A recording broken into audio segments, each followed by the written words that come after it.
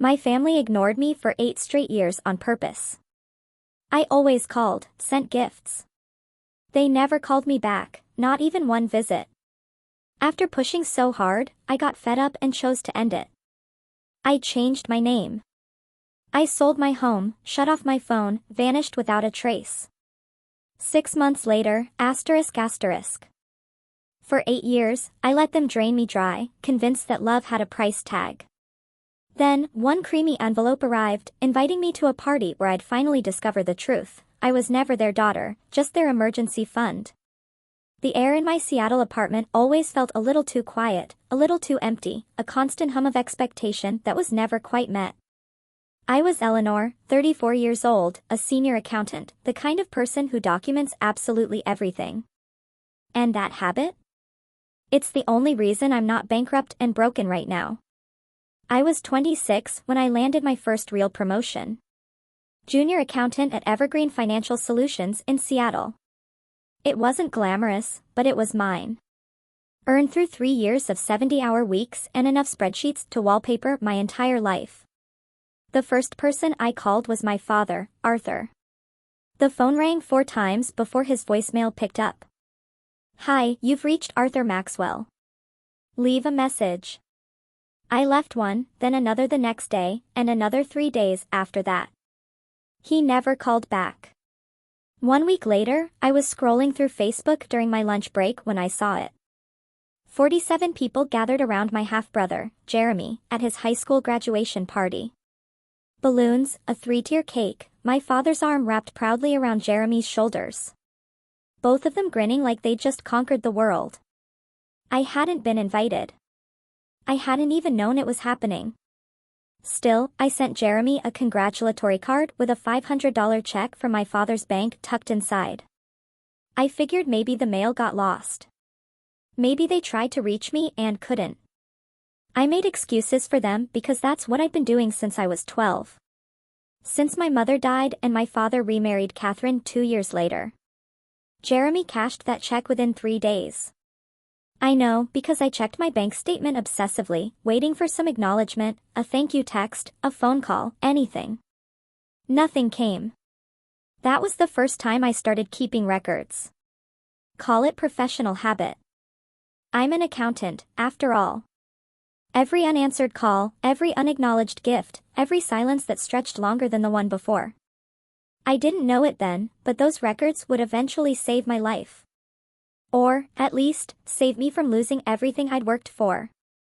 The pattern became clear over the next 5 years, though I refused to see it for what it was. Jeremy called me for the first time in 18 months when he was 23. No small talk. No, how are you, sis? Just, I need $8,000 for a startup. It's a sure thing. I'll pay you back in 6 months. I wired the money that afternoon. The startup, some app for matching dog walkers with pet owners, folded 4 months later. Jeremy never mentioned repaying me. When I brought it up during one of my unanswered voicemails, I got a text back, "Things are tight." You understand? I understood. I always understood. 3 years ago, Catherine texted me for the first time in 26 months. I still remember staring at my phone, heart racing, thinking maybe, finally, something had changed. Her message read, "Emergency roof damage from storm. Need $15,000 for repairs. Your father's credit is maxed. Please help family." I transferred the money within 48 hours, draining half my emergency fund. 2 months later, I saw her Instagram post. Catherine leaning against a brand new pearl white Lexus RX, captioned, "Birthday gift to myself #blessed #new car smell." The roof, as far as I could tell, looked exactly the same in every photo. $23,000. That's what I'd sent them over 5 years, not counting the smaller gifts, the cards with cash, the subscription boxes at Christmas. $23,000, 0 thank you notes, 0 visits, 0 return calls. But I kept sending birthday cards. I kept trying because I still believed that blood meant something. That if I just loved them enough, eventually they'd love me back. I was wrong. But it would take me 3 more years to admit it. 14 months. That's how long it had been since anyone in my family had acknowledged my existence in any form. I'd counted, not because I wanted to, but because the silence had become so absolute that I started marking the days like a prisoner scratching lines into a cell wall. During those 14 months, I called 17 times. Each call went straight to voicemail. I left messages that went from concerned, "Is everything okay? Please call me back," to finally, desperately honest, "I just want to know if I did something wrong, please." Voicemail, voicemail, voicemail. I sent a Christmas card last December with a $200 gift card for each of them: Arthur, Catherine, Jeremy. I tracked the package. Signature confirmed. Delivered December 21st at 2:47 p.m. No response. Not a text, not an email, not even an automated thank you. By March, I'd started to accept a truth I'd been running from for 8 years: I didn't have a family anymore. Maybe I never really had. I came home from work on a Friday evening, exhausted from month-end closing, and checked my mailbox out of habit. Bills, junk mail, a credit card offer, and then nestled between a water bill and a furniture catalog, I saw it. A cream-colored envelope, heavy cardstock, my name written in elegant calligraphy across the front. In the upper left corner, embossed in gold, the Maxwell family. My hands trembled as I opened it. "You are cordially invited to celebrate the 65th birthday of Arthur Allen Maxwell. The Monarch Grand Hotel, Atlanta, Georgia. April 15th, 6 p.m. Black tie optional." After 14 months of silence, they'd finally remembered I existed. The question was, why now? I stared at that invitation for 2 hours. 87 guests. That's what the RSVP card indicated. A celebration for close friends, business associates, and cherished family. The Monarch Grand Hotel was Atlanta's most exclusive event venue. The kind of place where oil executives and real estate moguls hosted their milestone moments. I'd looked it up online. Minimum booking fee of $35,000 for their grand ballroom. This wasn't a casual dinner. This was a statement. And somehow, after 8 years of silence, I'd made the guest list. Don't go. That was David Thorne, my colleague and closest friend at Evergreen Financial Solutions. We'd worked together for 6 years, and he knew my family situation better than anyone. The unanswered calls, the one-way money transfers, the holiday cards sent into a void. "Why would they invite you now?" David asked, spinning a pen between his fingers. "After 14 months of nothing?" "Maybe he's sick," I offered. "Maybe this is his way of reaching out." David shook his head slowly. "People don't change after 8 years without a reason, Eleanor. Not good reasons, anyway." He paused. "Let me check something before you book a flight. Maxwell Investments, right? Your dad's company?" I nodded.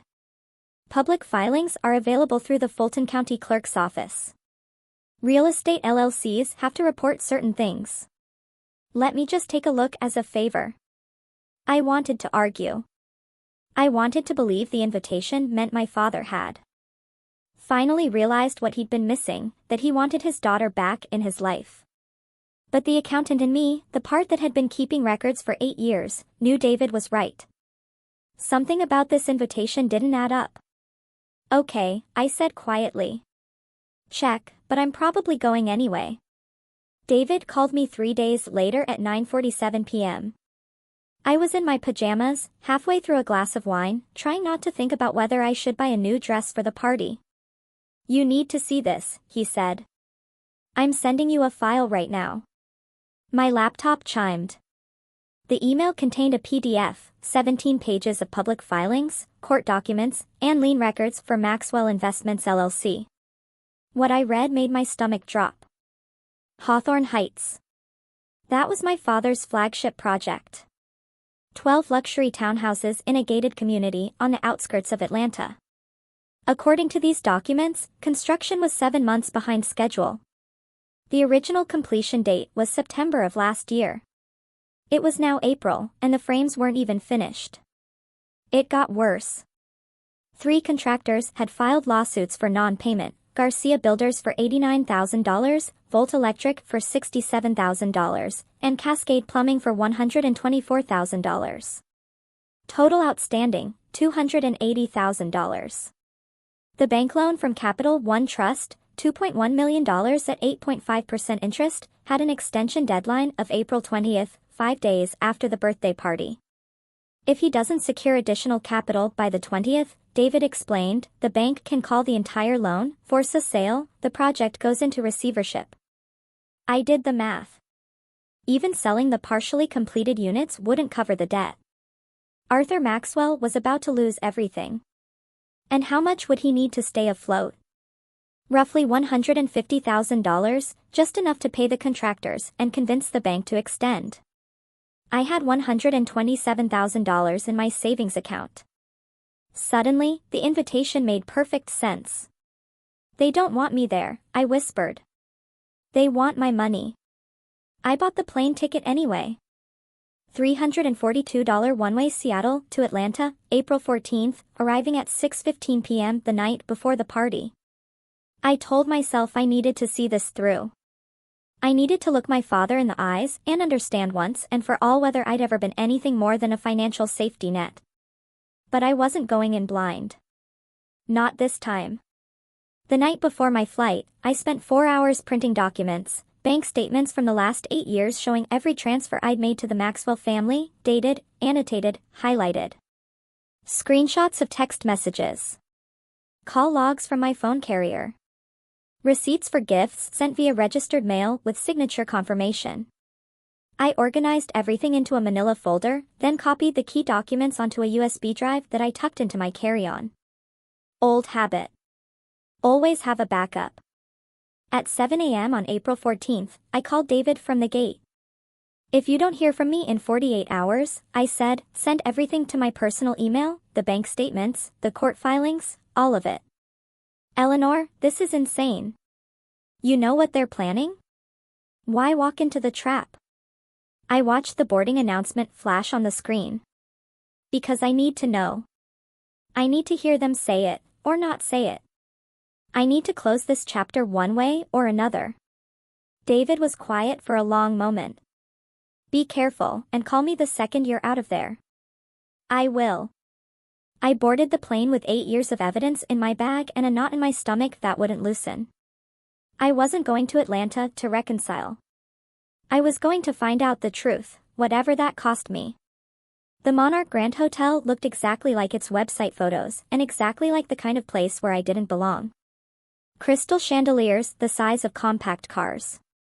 Marble floors polished to a mirror shine. Staff in crisp black uniforms moving silently between guests who wore watches worth more than my annual rent. I checked my reflection in a gilded mirror near the entrance.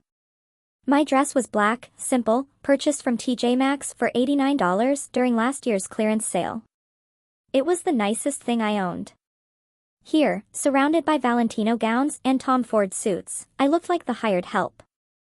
The grand ballroom held 87 guests when I arrived. I'd counted the RSVPs on the invitation, and the reality matched. Clusters of well-dressed strangers clutching champagne flutes. A live jazz quartet playing softly in the corner. A champagne tower glittering under strategic lighting. And there, at the center of it all, stood my father. Arthur Maxwell at 65 looked distinguished in a way that money bought. Silver hair swept back perfectly. A suit that probably cost more than my car. Cufflinks that caught the light when he gestured. Beside him, Catherine wore emerald green silk, diamonds at her throat and ears. Jeremy lounged nearby in a navy blazer, a Rolex catching the light every time he raised his glass. This was their world, their stage.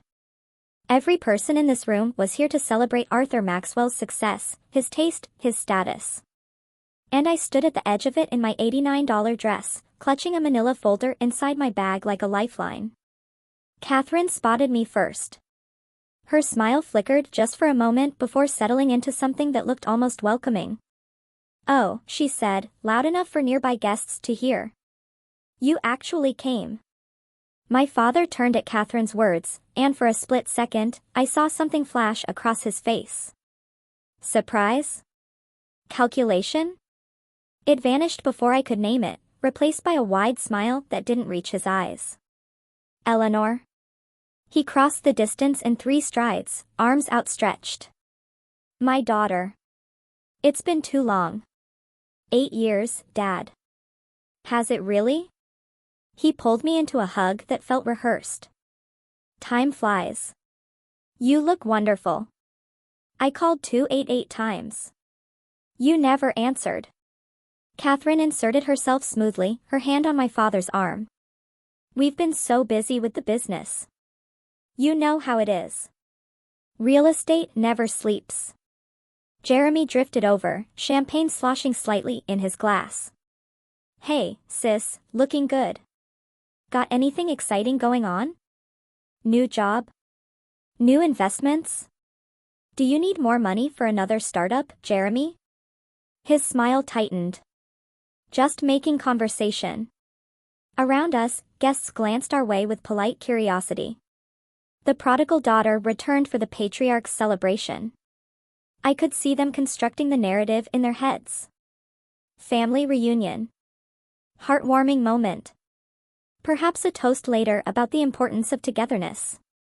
They had no idea. My father's hand found my elbow, steering me gently toward the far side of the ballroom. Come, I want to introduce you to some people. We have so much to catch up on. His grip was firm, purposeful. Catherine caught his eye and gave a small nod. Something passed between them. A signal, a confirmation. They'd planned this. Whatever came next, they'd rehearsed it. Actually, Arthur said, lowering his voice as we approached a side door. There's something important I need to discuss with you first, in private. The trap was closing, and I was walking straight into it. Before we could reach the side door, the band stopped playing. A spotlight swung toward the small stage at the front of the ballroom, and my father's hand tightened on my elbow. Wait, he said, first this. He guided me toward the stage, and I realized with growing unease that he intended for me to stand beside him in front of everyone. The event coordinator handed Arthur a microphone. 87 faces turned our way. Friends, colleagues, family, Arthur began, his voice rich with practiced warmth. Thank you all for being here to celebrate this milestone with me. 65 years, and I owe every success to the people in this room. Polite applause. Champagne glasses raised. But tonight, I want to acknowledge someone very special. He turned to me, and I felt the weight of every gaze in the room. My daughter, Eleanor, has finally come home after many years away. The Maxwell family has always valued unity above all else, and having her here tonight means more than I can express. The applause swelled, smiles everywhere. A woman near the front dabbed at her eyes. They were buying it. Every single person in this room was watching Arthur Maxwell play the loving father welcoming his estranged daughter, and they believed him completely. I saw a man in a gray suit near the bar, notebook in hand, scribbling rapidly. Press. Of course, there was press. This wasn't just a birthday party. It was a performance. Family always comes first, Arthur concluded, squeezing my shoulder. No matter how far we wander, we always find our way back home. More applause. Camera flashes. I stood there with a smile frozen on my face, understanding with perfect clarity what was happening. He wasn't welcoming me back. He was rewriting history, and 87 witnesses had just watched him do it. The side room was smaller than I expected.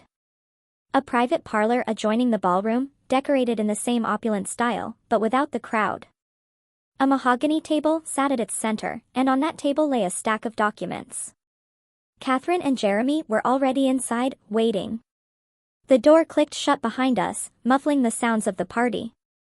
Now we can talk, Arthur said, gesturing toward the papers. Have a seat, sweetheart. I didn't sit. I walked to the table and looked at the top document. Authorization of fund transfer. Maxwell Investments LLC. Account number partially redacted. An amount line left blank, but with $127,000 written in pencil beside it. Someone's note to themselves. What is this? An opportunity. Arthur settled into a chair across from me, relaxed, confident. Hawthorne Heights is going to be the most prestigious development in Fulton County. Pre-sales are already exceeding projections. We just need a small capital injection to get through a temporary cash flow situation. You want my savings? I want you to invest in your family's legacy, he smiled. 18 months. You'll double your return. I guarantee it. I flipped to page 3. There, buried in the fine print, I found what I was looking for, non-refundable investment in the event of project dissolution or bankruptcy. I slipped my phone from my purse and took a photo of the page. Quick, casual, the accountant's instinct. What are you doing? Catherine's voice sharpened. Reviewing the terms. I am a professional accountant, Catherine. I read contracts before I sign them. If you don't sign, Catherine said quietly, stepping closer. Everyone out there will know exactly what kind of daughter you are. Abandoning your father when he needs you most. There it was, the threat behind the velvet. Arthur leaned forward, his salesman's smile firmly in place. The bank's extension deadline is Monday at 8 a.m. That gives us 72 hours to secure additional capital. Once we're over this hurdle, the project moves forward and everyone profits, including you. 72 hours? I repeated. And if I don't agree, then Capital One Trust calls the loan. Hawthorne Heights goes into foreclosure. 3 years of work gone. He spread his hands. You'd really let that happen to your own family?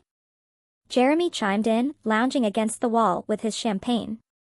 Come on, sis. It's not like you have kids or a husband draining your accounts. You've got the money just sitting there. What's the big deal? I felt something cold settle in my chest. Not anger. Not yet. Something quieter. Recognition. Let me make sure I understand, I said evenly. You haven't returned a single phone call in 8 years. You didn't come to my promotion celebration. You didn't acknowledge any birthday, any holiday, any gift I sent. And now you want me to hand over every dollar I've saved since I was 22. Catherine's expression flickered. We've been busy. You cashed the checks, though. Every single one. Jeremy's $8,000 for his startup. Your $15,000 for the roof repair. I looked at Catherine. That was a nice Lexus, by the way. Silence. Arthur's smile had tightened. This isn't about the past, Eleanor. This is about family stepping up when it matters. You raised me until I was 18, I said. That was your legal obligation. After that, I paid my own way. $68,000 in student loans, 9 years to pay them off. Don't frame your obligation as a favor I need to repay. Catherine stepped forward, and I saw the calculation in her eyes. If you won't sign in here, she said, perhaps we should discuss this somewhere more public. I should have seen it coming. Catherine didn't wait for my response. She turned on her heel, threw open the door to the ballroom, and raised her voice loud enough to cut through the jazz quartet and champagne chatter. Everyone, please, I need your attention. The music faltered. Conversations died. 87 faces turned toward us. Catherine positioned herself in the doorway, framed perfectly by the light, one hand pressed dramatically to her chest. I'm so sorry to interrupt, she said, her voice trembling with rehearsed emotion. But I need you all to know what's happening. Arthur's daughter, the one he welcomed home tonight with open arms, has just refused to help her own father in his time of need. Murmurs rippled through the crowd. 8 years, Catherine's voice rose. 8 years she's been gone. Never called, never visited. And now, when her father asks for help, a simple family investment, she says no, right here at his birthday celebration. I stood frozen in the doorway, watching the narrative spin out of her control and into mine. No, that wasn't right. This was her control. Every word calculated to make me the villain. We tried so hard to reach her, Catherine continued, dabbing at dry eyes. All those years, but she was too busy with her life in Seattle. Too busy for her own family. Catherine, Arthur's voice was sharp. That's enough. But it wasn't enough. Not for her. She'd found her audience, and she was playing to them with the skill of someone who'd spent decades performing the role of devoted wife and stepmother. The guests looked at me with expressions ranging from pity to disgust. The man in the gray suit was writing furiously. I had become the villain in my own story unless I changed the script. The whispers started immediately. Abandoned her own father. 8 years. Can you imagine? And at his birthday party, of all places. I stood in the doorway. 87 pairs of eyes dissecting me, judging me, finding me wanting. A woman in pearls shook her head slowly. A man in a three-piece suit muttered something to his wife that made her wince. An elderly woman I vaguely recognized as a distant aunt approached me with disappointment carved into every line of her face. Your father gave you everything, she said. Put a roof over your head, sent you to school. And this is how you repay him? I opened my mouth to respond. But what could I say? That he stopped paying for anything the day I turned 18? That I'd worked 2 jobs through college? That I'd sent them $23,000 over 5 years and never received so much as a thank you? They wouldn't believe me. They'd already chosen their story. The journalist in the gray suit was watching me with undisguised interest, his pen hovering over his notebook. I could see the headline forming behind his eyes, Family Drama Erupts at Real Estate Mogul's Birthday Gala. Arthur stood behind Catherine now, his expression carefully neutral, letting his wife do the dirty work while he maintained plausible deniability. Jeremy smirked from the champagne table. And something shifted inside me. 8 years. 288 unanswered calls. $23,000 sent into a void. And this public humiliation, was how they treated me when I finally said no. I had spent my entire adult life trying to earn love from people who saw me as nothing more than an emergency fund. I was done trying. Excuse me, I said quietly, and began walking toward the stage. The microphone was still on the stand where Arthur had left it. The spotlight still pointed at the stage. I stepped into its glare before anyone could stop me. Everyone, my voice came through the speakers, clear and steady. I'd like 5 minutes of your time. The room went still. Catherine moved toward me, her face twisted with alarm. Eleanor, what do you think? 5 minutes, I repeated, looking out at the crowd. Then you can go back to your champagne and your assumptions. I think you deserve to hear the full story before you decide who the villain is. I saw Arthur's jaw clench. Jeremy set down his champagne glass. The journalist in gray leaned forward, pen ready. I reached into my bag and pulled out my phone. My name is Eleanor Maxwell. I'm 34 years old. I'm a senior management accountant at Evergreen Financial Solutions in Seattle. And I've been trying to stay connected to this family for 8 years. I looked at Catherine, at Arthur, at the 87 witnesses who had already decided I was the ungrateful daughter who abandoned her dying father. You've heard one version of this story tonight. Now, let me show you another. My hands were steady as I connected my phone to the ballroom's display system, the same system they'd used earlier for the slideshow of Arthur's greatest achievements. The main screen behind me flickered to life. I've been silent for 8 years, I said. I've sent money when asked, called when ignored, and made excuses for people who couldn't be bothered to remember my birthday. Tonight, I'm going to stop being silent. Let's start with the numbers. The first document appeared on the screen behind me. A bank statement from Chase dated January 2017. This is a wire transfer for $8,000, I explained, keeping my voice level. Sent to Jeremy Maxwell for a startup investment that failed 4 months later. No repayment, no acknowledgement.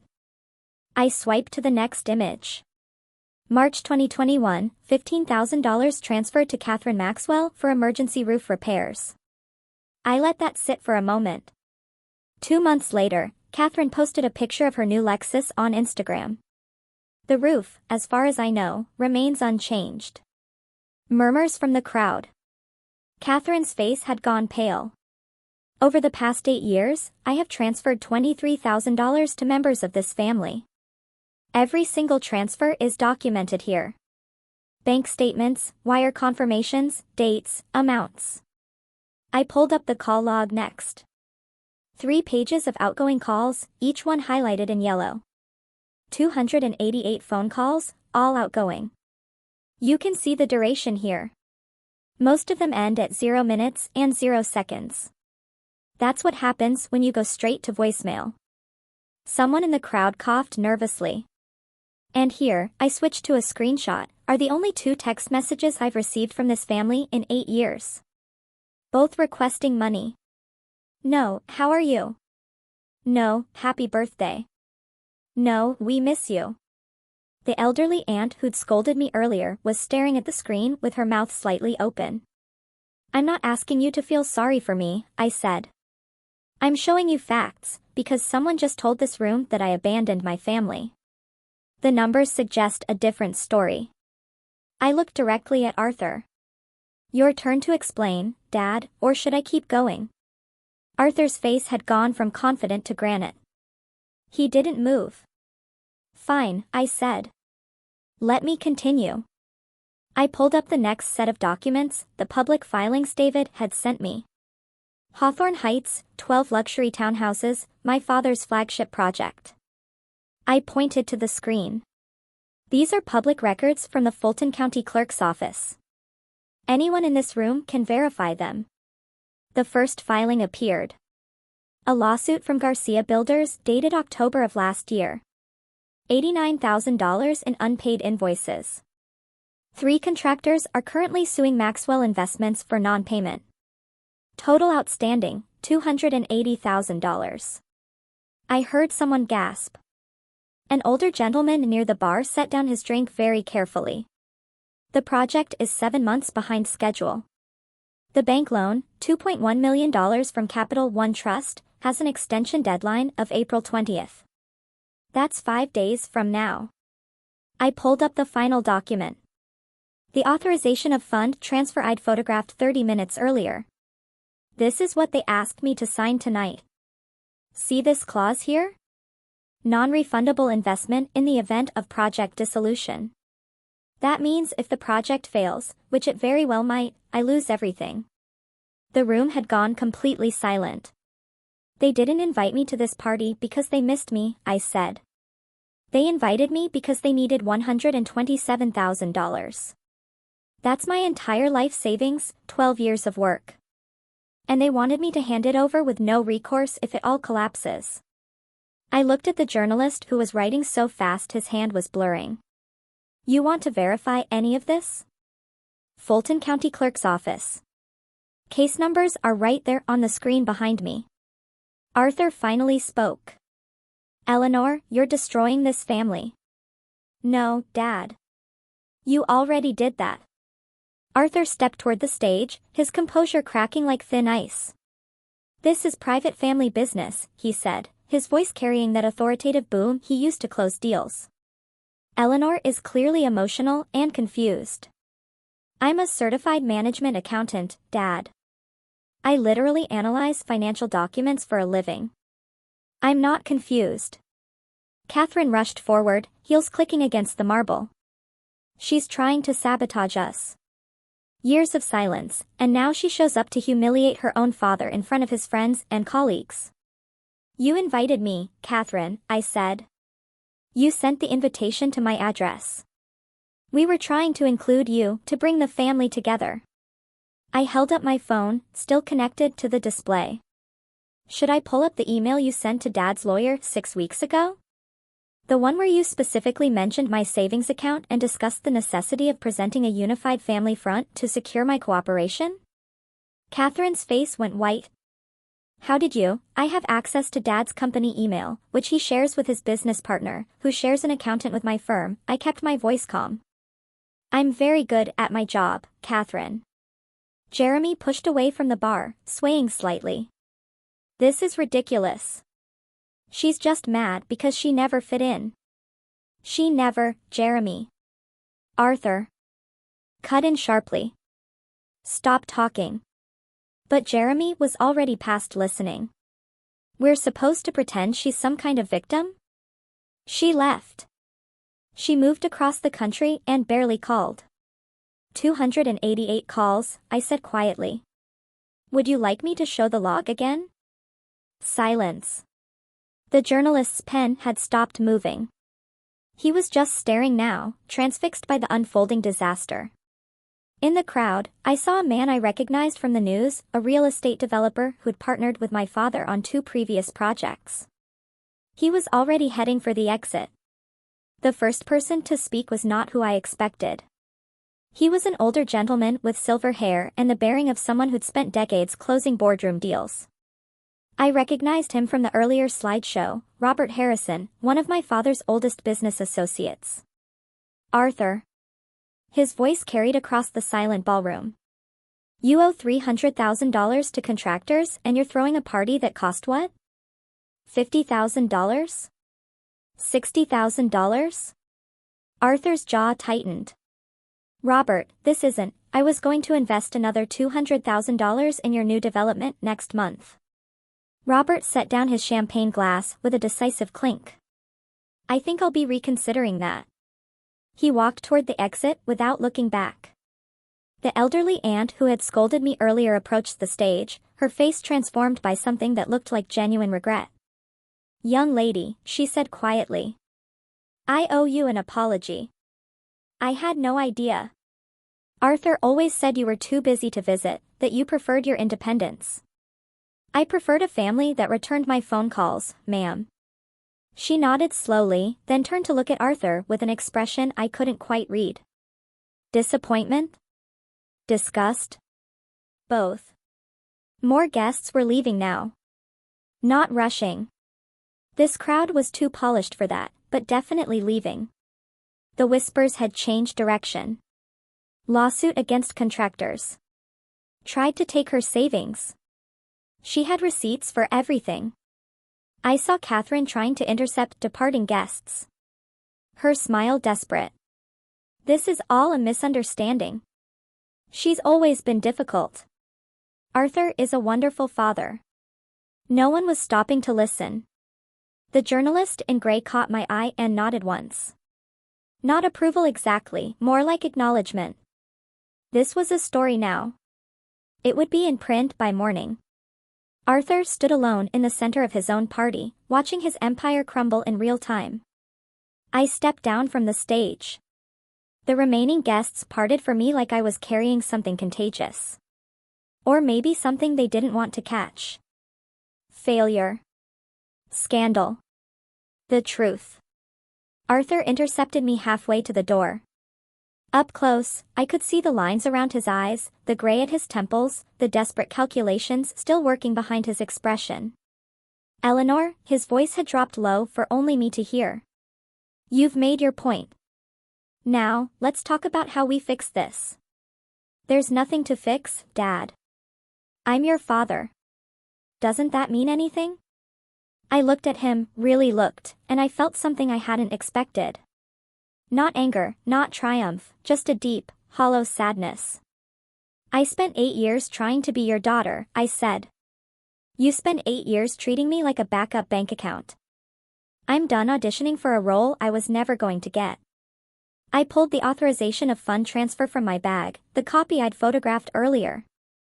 Slowly, deliberately, I tore it in half, then in quarters. This is my answer. I placed the pieces in his hand.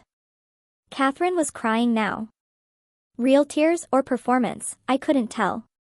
Jeremy had disappeared, probably to the open bar. The remaining guests pretended to examine the ceiling, the chandeliers, anything but the dying patriarch of Maxwell Investments. I walked to the exit and paused at the doorway. I tried for 8 years, I said, loud enough for anyone still listening to hear. I don't need your approval anymore. From tonight, you don't have a daughter. I stepped into the Atlanta night, the door swinging shut behind me. For the first time in 8 years, I felt like I could breathe. But this wasn't the end. It was just the beginning of what came next. I called David from the Atlanta airport at 11:47 p.m. I saw the video, he said before I could speak. Someone posted it on Facebook 20 minutes ago. Eleanor, are you okay? I'm okay. I was surprised to find it was true. I'm at the airport, taking the red-eye home. Videos already got 1,200 views. Comment section is intense. I hadn't thought about the phones. Of course, people had recorded it. 87 witnesses with smartphones. And I just put on the performance of my life. It's going to get worse before it gets better, I said. The journalist was from the Atlanta Business Chronicle. This will be in print by morning. Let it be, David's voice was firm. You told the truth. That's all you did. I watched a plane take off through the terminal window, its lights disappearing into the darkness. I'm going to change my name. Silence on the line. I know it sounds drastic, I continued. But I've been thinking about it for months. I don't want to be Eleanor Maxwell anymore. I don't want that name. I don't want any connection to them. Is that even possible? Yes. Washington allows legal name changes for any reason that isn't fraud-related. I've already researched the process. The accountant in me always 3 steps ahead. Filing fee is $98. Takes about 6 to 8 weeks. What name are you choosing? I smiled. The first real smile in hours. Violet Hayes. My grandmother's name. My mother's mother. The last person in my family who actually loved me without conditions. David was quiet for a moment. Violet Hayes. I like it. I'm going to disappear, David. New name, new city, new life. They won't be able to find me. And what about Jeremy, Catherine, Arthur? Let them live with the consequences of their choices. I'm done cleaning up their messes. Sarah Jenkins's office was on the 3rd floor of a modest building in downtown Seattle. She specialized in identity law, name changes, witness protection consultations, people starting over for one reason or another. Your situation is straightforward, she said, sliding a folder across her desk. Washington Revised Statutes, Section 13.15.1. You can petition for a legal name change as long as you're not doing it to evade creditors, escape criminal liability, or commit fraud. I just want to stop being a Maxwell. That's a perfectly valid reason. Sarah smiled. She'd clearly heard similar stories before. Here's how the process works. We file a petition for change of name with the King County District Court. $98 filing fee. The court sets a hearing date, usually within 6 to 8 weeks. Assuming no objections, the judge issues a court order, and your new name becomes legal. I looked at the form. Petitioner's current legal name, Eleanor Claire Maxwell. Proposed new legal name, I wrote carefully, Violet Marie Hayes. After the order is issued, Sarah continued, you'll need to update your social security card, driver's license, passport, bank accounts, everything. It's tedious, but not complicated. And if my family tries to find me? Your new name is public record if they know where to look. But there's nothing requiring you to tell them. No forwarding address, no notification. You simply become a different person, legally speaking. I signed the petition. One more thing, Sarah said. As I stood to leave. I've been doing this for 15 years. The people who change their names because they want to escape abusive or exploitative family situations. They almost never regret it. It's the ones who keep hoping the family will change who end up back in my office, heartbroken. I'm done hoping, I said. Good. See you in 6 weeks, Miss Hayes. 8 weeks later, Eleanor Maxwell ceased to exist. The court order arrived on a Tuesday afternoon, a single sheet of paper that changed everything. Case number 2024 CV 3892. In the matter of Eleanor Claire Maxwell, petitioner. The petition for change of name is hereby granted. The petitioner's legal name shall henceforth be Violet Marie Hayes. I stared at it for a long time. Then I got to work. The house sold in 3 weeks. A young couple with a new baby, excited about the neighborhood, thrilled by the price, $285,000 cash offer. After paying off the remaining mortgage, I walked away with $112,000. I canceled my phone number, the same number I'd had for 12 years, the one I'd left on 288 voicemails that were never returned. Gone. I deleted my email accounts, my Facebook profile, my LinkedIn, everything that said Eleanor Maxwell disappeared from the digital world. David was the only connection to my old life. I gave him a P.O. box address in Austin, Texas, for emergencies only. And if anyone asks, I said, you haven't heard from me in years. They're already calling, he said. Your father's assistant, some lawyer. They keep asking if I know where you are. You don't.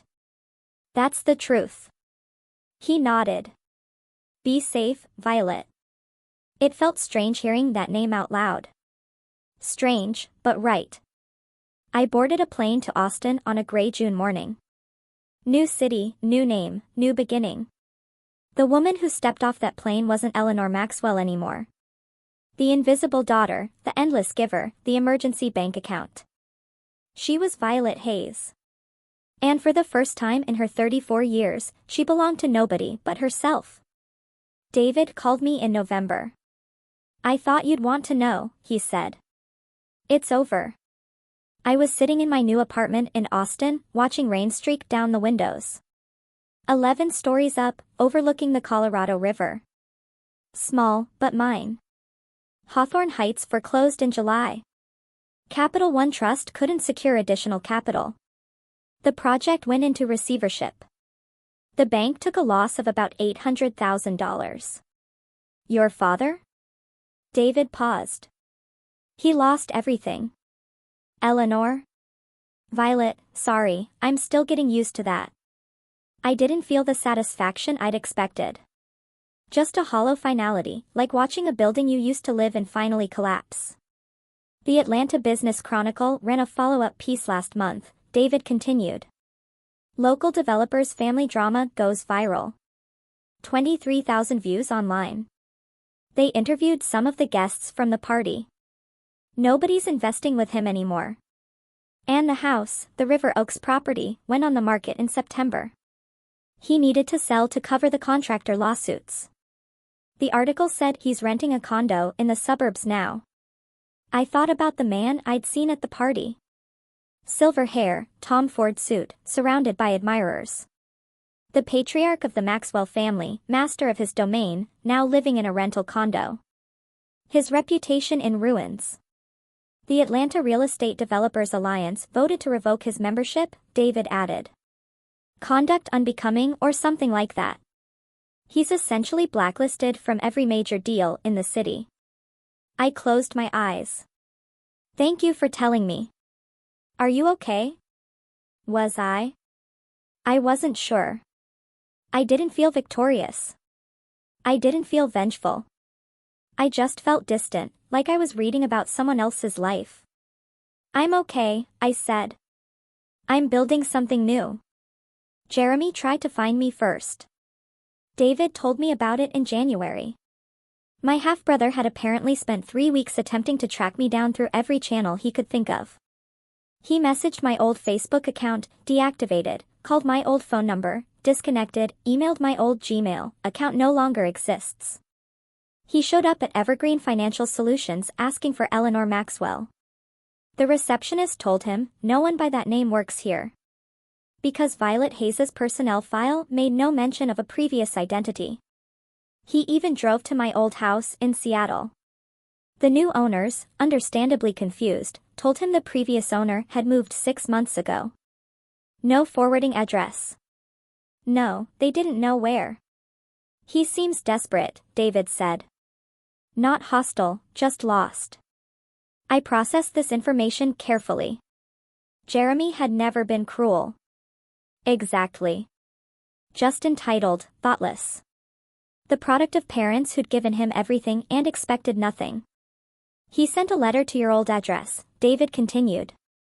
The new owners forwarded it to me since I handled the sale paperwork. Do you want me to send it to you? I thought about it for a long moment. Yes. The letter arrived a week later, handwritten on plain notebook paper. Jeremy's penmanship had always been terrible. I remembered teasing him about it when we were younger, before everything fell apart. Fiona, it read, or whatever you're called now. I don't know if you'll ever read this. I'm sorry. I didn't know about the phone calls. I didn't know about the money. Mom, Catherine, she controlled everything, and I just went along with it because it was easier. I'm working at Best Buy now. First real job. First time paying my own rent. I get it now. Kind of. Please write back. Please. Your brother, if you'll still have me, Derek. I folded the letter and put it away. I wasn't ready. Not yet. Catherine's downfall was quieter than Arthur's, but no less complete. I heard about it through David, who heard about it from a colleague who'd attended a charity gala in Atlanta. The kind of event Catherine used to dominate: designer gown, strategic positioning, air kisses with the right people. She hadn't been invited this year. Word had spread through the social circles that mattered to her. The video from the party, the lawsuits, the foreclosure, but mostly the video. Someone had edited it down to the key moments: Catherine's public accusation, my evidence, her face going white when I mentioned her Lexus. 300,000 views across various platforms. The comments were brutal. Imagine trying to steal your stepdaughter's savings and calling her ungrateful. The stepmother from every fairy tale, except this is real life. Queen of gaslighting caught on camera. Her friends, the women she'd brunched with, vacationed with, competed with for decades, had quietly dropped her from their group chats, their dinner parties, their lives. Nobody wanted to be associated with the woman from that video. The country club membership lapsed when they couldn't pay the dues. The Lexus was sold. The diamonds Catherine had worn to Arthur's birthday were now in a pawn shop somewhere.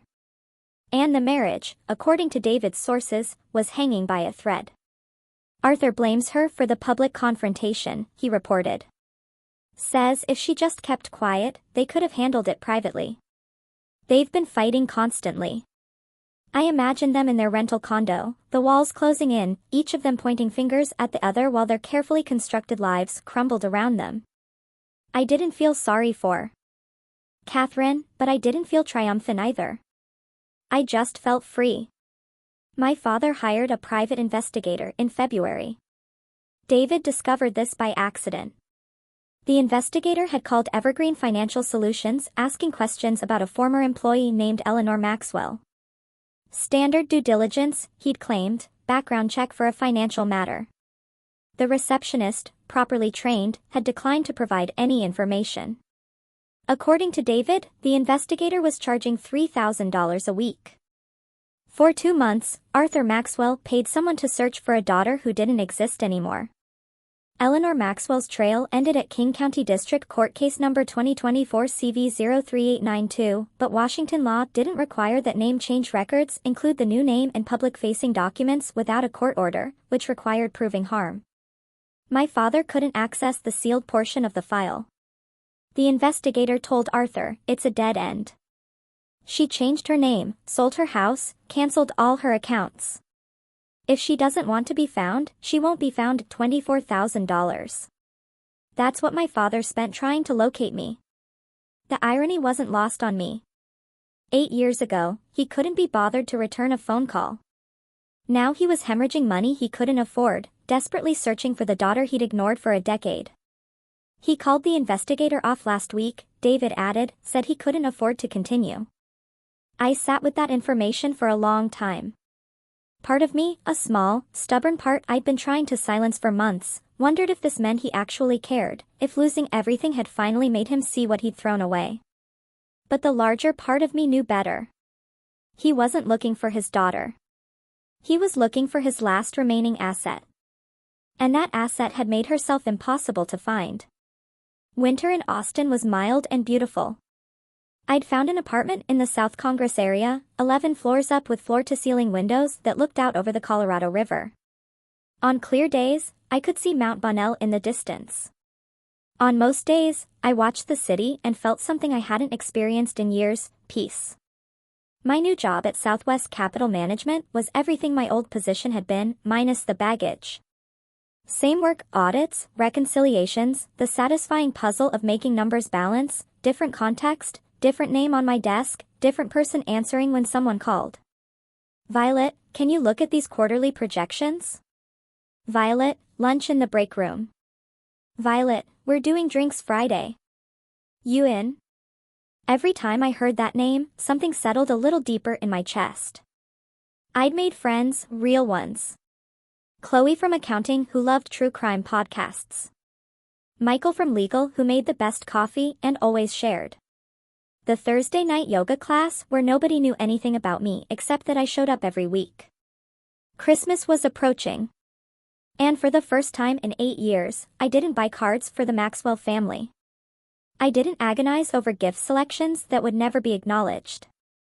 I didn't spend December wondering if this would be the year they finally called. Instead, I decorated my apartment with string lights. I bought a small tree from the farmer's market. I accepted an invitation to Christmas dinner at Chloe's parents' house. Strangers who welcomed me because their daughter said I was worth knowing. On Christmas morning, I woke up alone in my apartment, made coffee, and watched the city come to life. I didn't miss them. I missed the idea of them, but the reality? I was better without it. The letter arrived in January. David had forwarded it through our agreed-upon system, his address to my P.O. box. No return address on the outer envelope. Inside was a second envelope, crumpled and readdressed multiple times. Jeremy's handwriting. I made tea before opening it, sat by the window, watched the boats on the river. Then I read, Fiona, or whatever you're called now. I know you probably won't read this. You've probably thrown away everything I've sent, but I'm going to keep trying because that's all I know how to do anymore. I'm working at Best Buy. Floor sales, minimum wage plus commission. It's humiliating and exhausting and the best thing that ever happened to me. For the first time in my life, I'm earning something instead of just receiving it. Dad lost everything. You probably know that. Mom, Catherine, she moved out last month. They're getting divorced. He's alone in that condo, drinking too much, calling old contacts who won't take his calls. I'm not asking you to feel sorry for him. I'm not even asking you to forgive me. I'm asking you to know that I understand now what it's like to work for something. What it's like to be ignored by people who are supposed to care. What it's like to realize you were wrong about everything. I'm trying to be better. I don't know if I'll succeed, but I wanted you to know I'm trying. Your brother, if you'll still have me, Derek. I folded the letter and put it back in its envelope. Then I got a fresh sheet of paper and wrote my response. Short, clear, honest. Jeremy, I read your letter. I'm glad you're learning, but I'm not ready for a relationship with anyone from that family. Maybe someday. Maybe never. I hope you understand. Violet.